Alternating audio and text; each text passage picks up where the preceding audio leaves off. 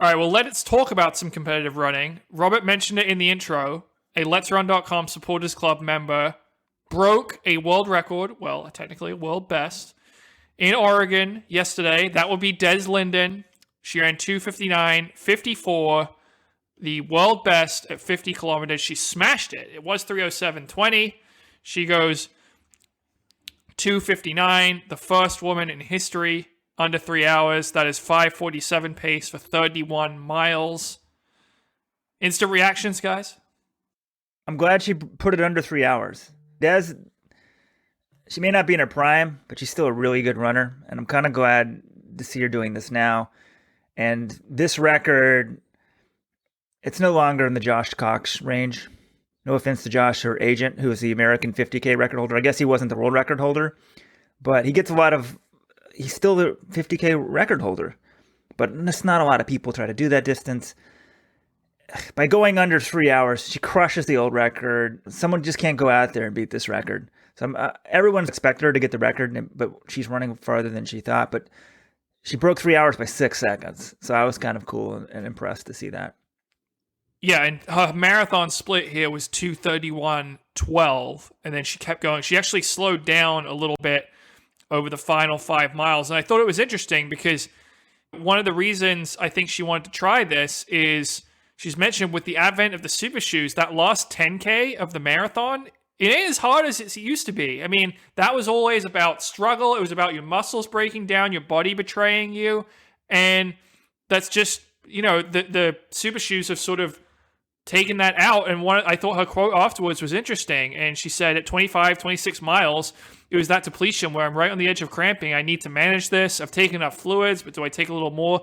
All of those challenges that used to happen with 10K to go were there and were present. And they're the things I miss most about watching marathons. When people's feet start to stick to the ground and you go, they've lost 20 seconds in the last mile. Can they manage it? Which way is it going to go? Yeah, John, when I read your article that you wrote on the recap, that's what struck me. And then David Monty of Race Results Weekly put out an opinion piece that the 50K should be an official World Athletics distance. I'm going to go bolder, folks. Rojo's known for his hot takes. I think we should ban the marathon and go strictly to the 50K distance. I like this. The marathon used to be like this battle in the wall, and you never see this anymore. And are they going to hold on? Des said it herself. Are they going to hold on? And now we don't have that anymore. So let's get rid of the marathon, at least for like a 4-year trial period. We'll run only 50Ks. It'll be more of a challenge, and we'll see. Now, it would actually be, I'm kind of joking, but only kind of. Like, if we actually did this, would people just learn how to train for the 50K and balance their efforts, and would it be the same? Like, there would be no difference? Or is there some physiological thing about the wall and before the shoes, you used to actually hit it. Now you don't hit it. It would be, I'm somewhat interested in this because I would like to have, like, I've always said in our sport, we need more. We don't have the interceptions. We don't have the fluke goals. So it would be kind of cool if somebody had a lead in a marathon and just suddenly bonked and didn't win it anymore. So I did think that was an interesting take from her. And my other takeaway from this is, if you haven't signed up for the supporters, Let'sRun.com VIP supporters club, you need to do it now. Let'sRun.com/subscribe. Only $1.50 a week. I'll send you a shirt. But you sign up and your daughter wins an NCAA title. One subscribers club member, I don't know if there's actually, I'm not sure if this person was a member. I know they bought a shirt. The daughter won NCAA title. Now Dez is a supporters club member. She sets a world record. And, I send out the shirts to people. There was one guy, the name sounded kind of familiar. And I thought, is this guy an alum? I thought he went to an Ivy League school when I was in the Ivy League because I recognized it. I texted him. I said, hey, are you such and such of such and such school? And he said, no. Sorry, but I do have my own Wikipedia page.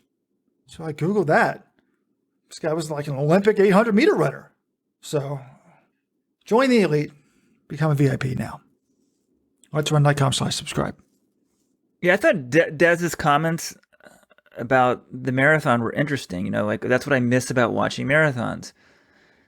And so do we think the bonking doesn't happen as much? Just people are more sophisticated in their training. There's more. If there's 20 people in a race and there's just more depth, so the guy who bonks or girl who bonks, you don't see them because they drop out of the top 10. Or is it the super shoes combination? Probably. What do you guys think? Yeah, this is mostly anecdotal. I wouldn't be able to say definitively that's the case, but it does feel like you see, especially if you look at some of these Dubai marathon races or Valencia, where you get down to a pack of 2 or 3, and then they're still closing very fast over the final 5K, as opposed to an event where, you know, you get someone with a big lead and can they hold it or do they totally blow up? I'm sure that has still happened. I'm trying to think of a recent example where someone sort of got out to a big lead and totally blew it. I mean, definitely, look, Japanese Olympic trials in 2019, Yuta Shitara did that. I'm trying to think of other recent examples. It does happen. Jake Riley came from way back in the U.S. Olympic trials to make the team. But it does, you know, anecdotally, it feels like athletes just aren't cratering quite as hard over the final 10K as they might have, unless it's like a really brutal course like Atlanta. Did you guys see whose American record?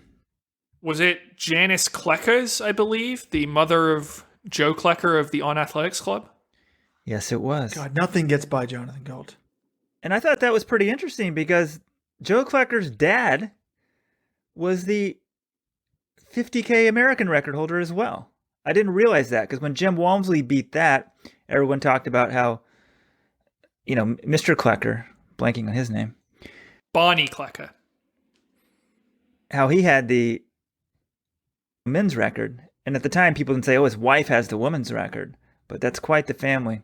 So Joe Klecker, now one of America's hopefuls for Tokyo at 5K. But hey, his future might be in a little bit longer distance.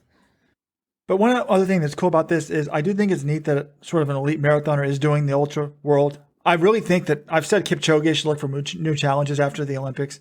Make some money in New York. Go there immediately after the Olympics. You need to run New York. Try to win all of the majors, but then also try to win some of these ultras, like, you know, comrades in South Africa. That would be amazing. So I just think that